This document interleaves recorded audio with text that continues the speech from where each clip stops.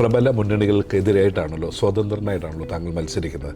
എന്തുകൊണ്ടാണ് അങ്ങനെ ഒരു തീരുമാനമെടുക്കാൻ കാരണം? തീർച്ചയായിട്ടും ഞാൻ കങ്ങൽ ഗ്രാമപഞ്ചായത്ത് 14-ാം വാർഡിൽ 2015-2020 കാലഘട്ടത്തിൽ മെമ്പറായിരുന്നു.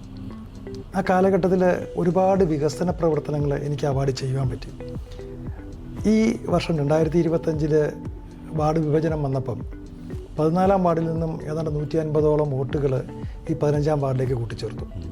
അപ്പം ആ വാർഡിലുള്ള കൂട്ടിച്ചേർത്ത ആൾക്കാരും അതുപോലെ 16-ാം വാർഡിലുള്ള നിലവിലുള്ള ആൾക്കാരും ആ വാർഡിൽ മത്സരിക്കണമെന്ന് എന്നെ അങ്ങോട്ട് ക്ഷണിക്കുകയും അതിൻ്റെ അടിസ്ഥാനത്തിൽ ഞാൻ 16-ാം വാർഡ് എല്ലാ വീടുകളിലും ഞാൻ വിസിറ്റ് ചെയ്തു.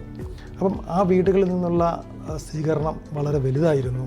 രണ്ടാമത്, ഏറ്റവും കൂടുതൽ സാമ്പത്തികമായ പിന്നോക്കം നിൽക്കുന്ന ആൾക്കാർ താമസിക്കുന്ന ഒരു പ്രദേശമാണ് കങ്ങൽ ഗ്രാമപഞ്ചായത്ത് 16-ാം വാർഡ്.